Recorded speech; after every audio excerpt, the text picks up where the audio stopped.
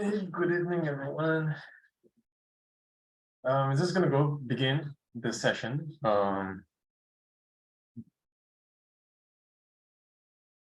Give me just one moment. Okay, we're just gonna begin the session. Today's session will be a live analysis session for brought to you by Vantage and Zeta Labs. My name is Sherman, and I'm the R&D lead from Zeta. So basically, I'm focused on technical analysis, which we will be going through today. We'll be going through some of the major pairs, euro dollar, dollar yen, and then if we have additional time, we'll look into gold, as well as some of the indices, US 30 and US 100. Okay, so before we begin, I would like to state this disclaimer that anything that we mentioned today is it's not basically financial advice. Trading derivatives carries significant risk. Do ensure that you are aware of the risk when trading the Forex market. And we do encourage that you do seek independent advice if necessary and understand the full risk before you make any trading decisions. So first, I'm going to go through the key economic events, and then we'll go through some of the trade ideas, and then I'll leave the Q&A to the last part. I've opened the Q&A and the chat, so if you have any questions, feel free to post those questions there. We go through the key economic events first. We can basically go to Vantage website and look at the economic calendar. There are a lot of events happening this week. So you go to the first link, Forex economic calendar, and I'm just going to highlight some of the high-level events that are happening this week. So by default, it's going to be set of 1 to 7th May. What we are interested in is the ones in red. So basically what we're looking at is the ADP non-farm employment change that's going to happen in a couple of minutes. So we might see some action there. And then the FOMC later in the day, where I think we are expecting no change in a 0.25% increase in the Fed rate. And then last but not least, tomorrow there will be the non-farm payrolls coming in. Non-farm productivity, initial jobless claims that will be coming in. So these are the three big events that we are watching out for this week. So I'm just going to go through the chart right now, and basically we can look at what's going on in markets and how we can actually trade these events. So I would usually look at euro dollar, because euro dollar is kind of the most liquid pair, and it's easier to trade than the rest because of the range that you are working with. It's usually smaller than the rest of the volatile pairs. Okay, so I'm just going to do a quick analysis, top-down analysis for euro dollar. So the euro dollar has moved up quite a bit since the October-November bottom, right? And now we are looking at this huge retracement from this downward move that started since the pandemic. Okay, so from the pandemic, there was this double top. So I believe this breakout, if you look at it as a top-down approach, right? So there is a huge gap here that has not been filled. So at some point in time, we will have to revisit this phase. Might not be in the near future, this year or next, but at some point in time, this has to be filled, right? So in terms of a more short-term view of the prices, right? We can just on a daily time frame just demarcate this range here, right? So what happened was that there's this huge move. It came back down, broke down the long-term diagonal upward trend, and then formed this range here. I should remove the extension, right? This range here. And then, so this is basically a consolidation point for this move up. So at some point, we will revisit this place, this area as well. But in the meantime, right, if we just draw it on a daily time frame, we are on this upward move. Okay, so I think the key thing to note here is that you have a very a resistance that has been tested multiple times. This resistance line on a daily chart that has been tested multiple times. And what we can notice here is that as it has been tested, it fails to fall below the previous point where that move from the previous point that causes the move up. So when we see such a pattern, right, it's usually a very bullish move. Okay, so you retest. What would signify a weakness in this upwards move is for it to break below this diagonal trend, and then we'll take the position once it retests this level again.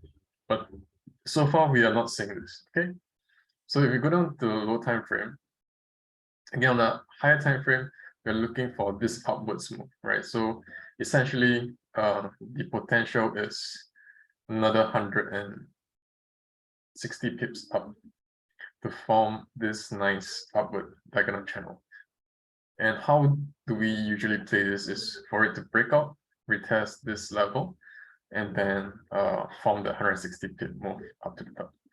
So if you were to buy it here, or even if we were to buy set a buy stop here, what we are risking is that it's a fake out and then it breaks below, which can be quite detrimental, judging from the fact that that move will be huge. Okay, so as prices go up, it's riskier to buy and less risky to sell. So at this price level, we will only buy if it breaks out way above this level, and then it tests this 1.1 level again. So that's the only the less risky way to enter this breakout. Okay, so if you go down to the 1 hour time frame, same thing, right? If you were to use the same logic as what I mentioned earlier, right? This price level here, it was rejected strongly, right? So buyers push prices up, right? And then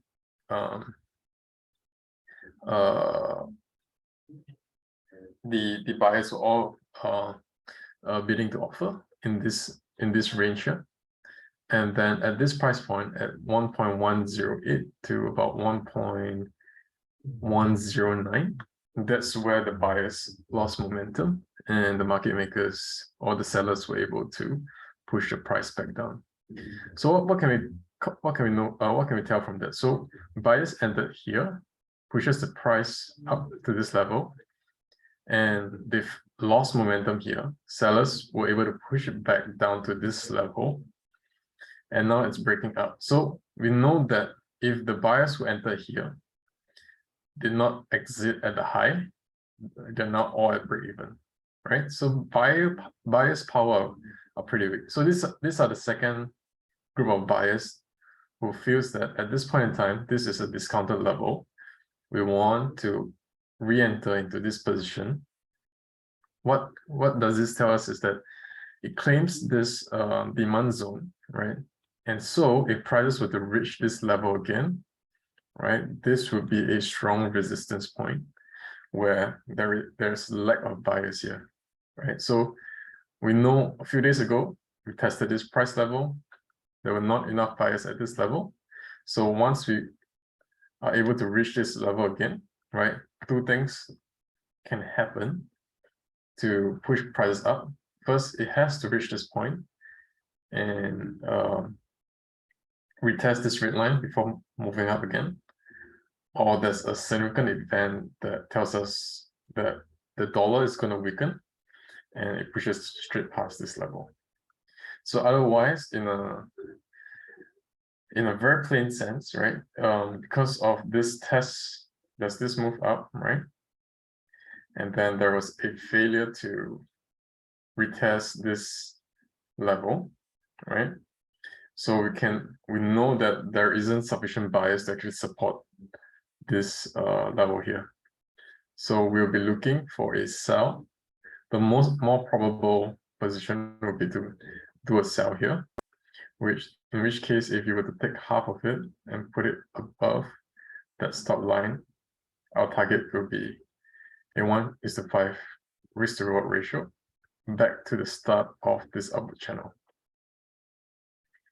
Okay, and in fact, we can actually put it back down to 1.083 or 1.0786. Okay, this is a short-term trade. The long-term trade is still a buy. So what I'll usually do is, if this is my stop loss and this is my entry, I'm not too eager to enter this short at this moment. So what I would do is I would just shift the entry to my stop loss and push my stop loss above to give me a better risk to reward ratio. And if I do in fact enter this position, I will enter this position, given that it's a high probability sell. But of course, this is against the daily time frame. So if I were to be stopped out, I wouldn't. It's expected because of the upward trend from the daily time frame. Okay, so a better position for us to actually enter, I would say, is that there was this range here that was untested, right? So it did test it, right? So it broke out, retest, and move up. So this was the beginning of the upward trend. And so if I were to extend the line back, this trend line started all the way back here, right? If I were a buyer, I would want to buy at this price level because this was where people entered and they were very successful in this move up, right?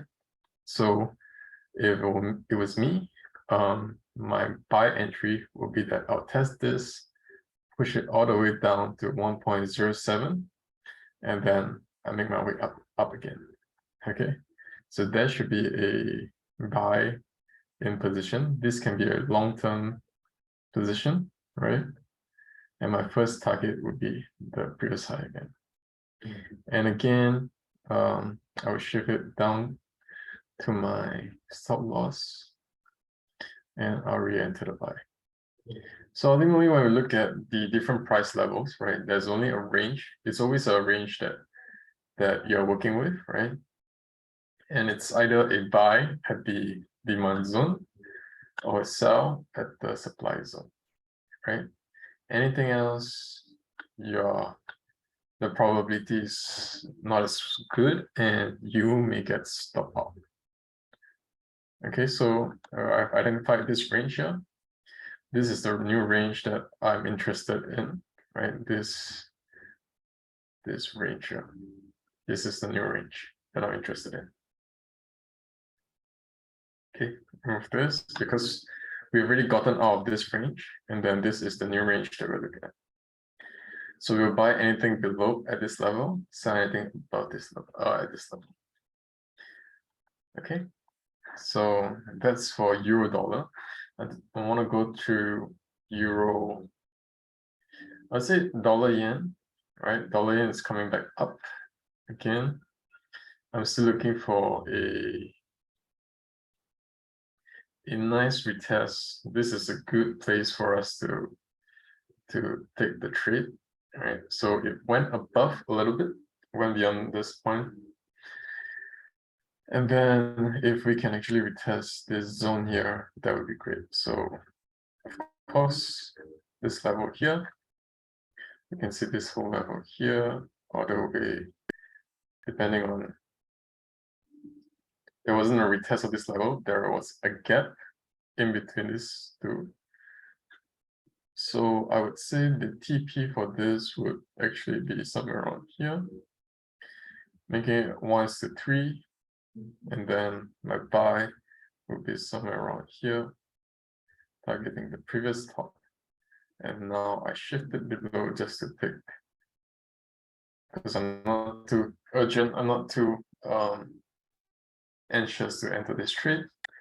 And so I would push it down and take, if I can actually snipe this, it's a 1:3 risk to reward. Okay, so I think now let's take a look at gold. 2013, 2007. Okay, so gold as well. It's actually very good to trade gold. It's pretty easy to trade gold, given that the range it's within a sizable pip size, right? And so the analysis can be very straightforward, right? We're just looking at this range right now. It went above and came back down. So I'm not too worried about whether or not this should be the resistance or this should be the resistance. Now, what can we say about gold? So you can actually identify the start. There's this gap up, which has to be filled sometime down the road. We started from here, move it up, say to this level, okay? And then we moved from a upward trend to a ranging trend. So in this range, it can go on and on forever until it breaks out above the higher high or below this level.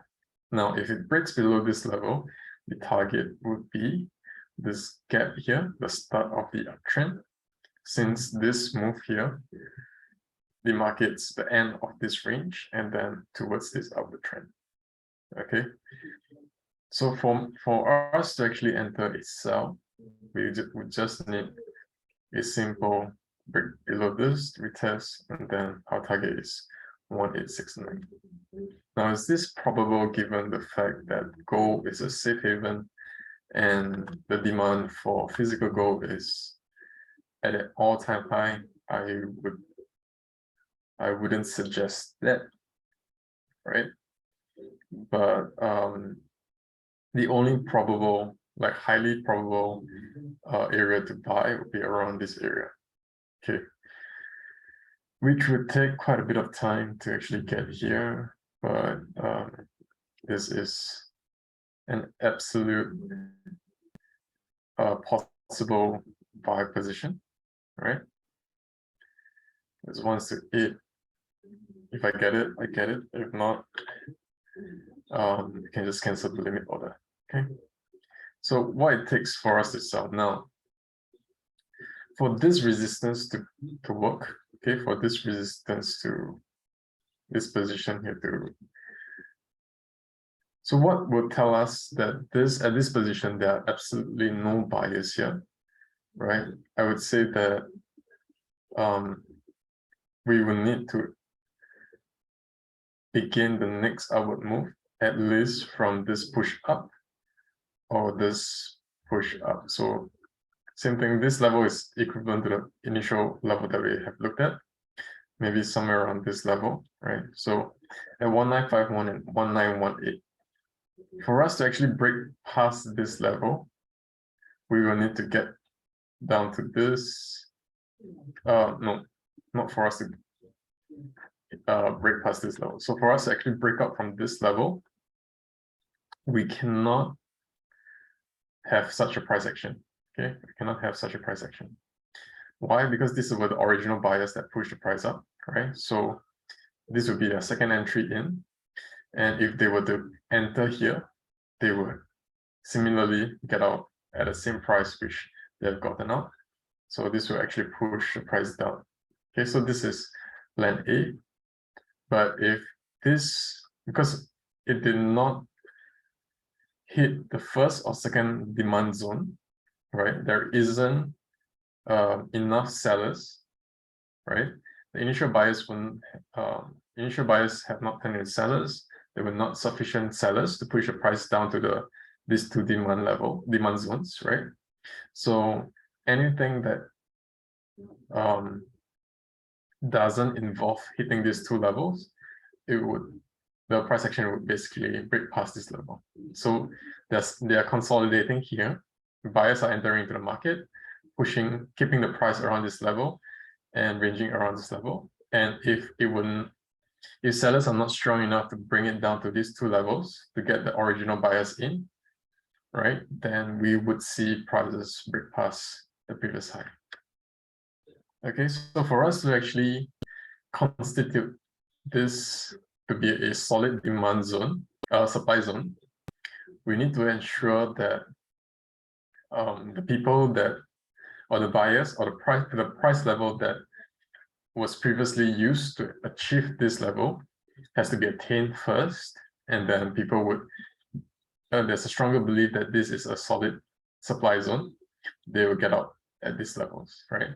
So if the demand zones are met, then this is a valid supply zone. Otherwise, at this point, right, if we were to range and move up, then this supply zone will be negated because there are a lot of new buyers coming in and they are not going to take profit at this level. They're going to take profit somewhere around 2150 or something. Okay. So there is for gold. The only buy zones would be here, least risky. Of course, we can do buy zones here with the stop loss below. But if you were to do that, your risk to reward ratio is going to be 1:1, and I believe here will be 1:1, and then here will probably 0.75 to 1, which is not something that we want to take. Okay. So I'm left with another 7 minutes. I'm going to go through US 30, just for the sake of looking at indices, right? As you can see, we have some analysis there. We look from a top-down approach, a daily time frame.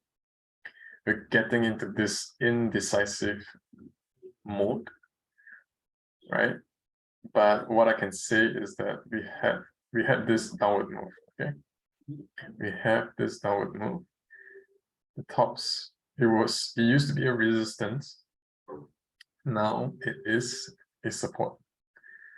Okay, so what usually happens is that for this zone to be since this is the start of the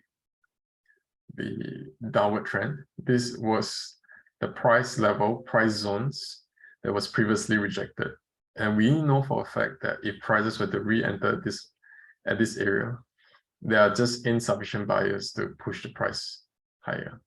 Okay, so how do we tell if this is a valid supply zone? For this to be a valid supply zone, we need buyers who brought prices up all the way to this level, and then they were the ones who took profit here. Okay, so those buyers, say for example, this was back in 2021, 2020. We tapped into this zone, right? This was the first initial buyers that saw this push up, right? This was very reactive due to the fact that there were stimulus announcements, right? And then it went into a range. And once it entered into a range, this was market forces pushing prices up. Okay, so there was strong demand pushing prices up here, right? There was a double top, came into here, didn't hit the previous demand zone. It broke out, and then it started this whole move up. So we are back to this level where they previously had this very, how I put it, very enthusiastic, very optimistic view of the stock market, right? A double top usually signifies a push down, but the buyers were able to enter and cause this huge move up. So now we have re-entered into this zone. Buyers are interested in this zone because of the optimism back in November 2020. We have broken out of this descending zone, right? And then the resistance of the downward trend has now become the support of the new trend. Okay, so usually what will happen is if you go down to, say, actually let's stick to the daily time frame. Okay, so daily time frame, for every downward move, a retracement will always cause this upward move. So this was the next possible high. If you were to draw this move here, okay. Now it broke out. The prevailing trend is still a downtrend. This is just a retracement because this is smaller. This magnitude is smaller than that downward trend, right? So it broke down. Now we have this new downward trend again. It broke out. So it forms the range is getting smaller and smaller. And when the range gets smaller and smaller, it means that traders are indecisive. They do not know where the market is going. But ultimately, we need to ensure that if you were to enter a trade, it should be with the prevailing trend. And the prevailing trend right now is still a downtrend. So this upward trend is just a reversal back to this level. And so ideally, what we want to see is a move back up to, say, this level. And because of this, the buyers coming in from this demand zone, right? This would be a valid supply zone. Okay, this would be a valid supply zone. All the buyers who came in from here are expected to leave, to get out of the market around this level. So if we want to take a buy right now,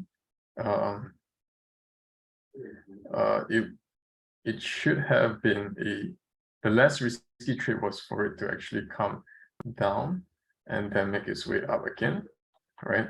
But that didn't happen. So right now we have this downtrend.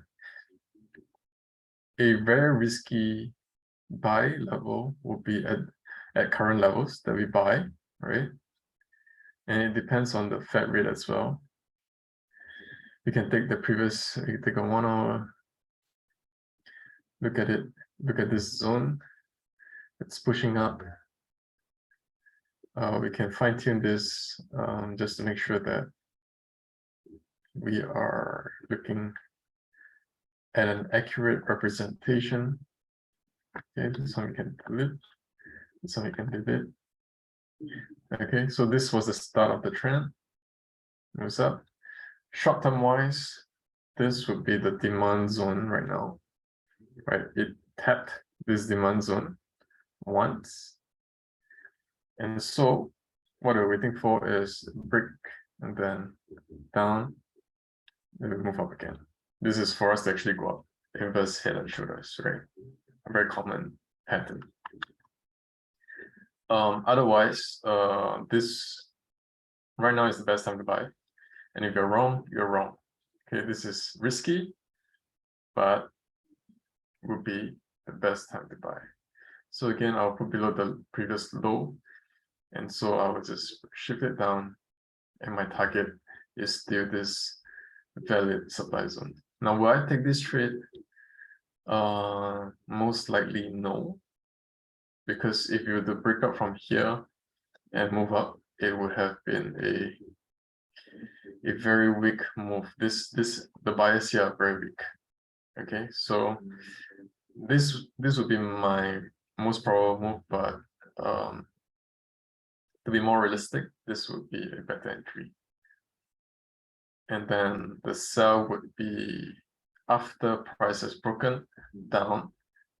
If it breaks down, then this would be my new supply zone.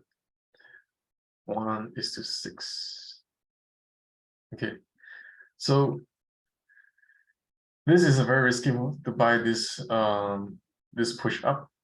But ultimately, if we can get back to 36,000, this is a valid sell zone, and we want to sell this level and target the 28,000 levels.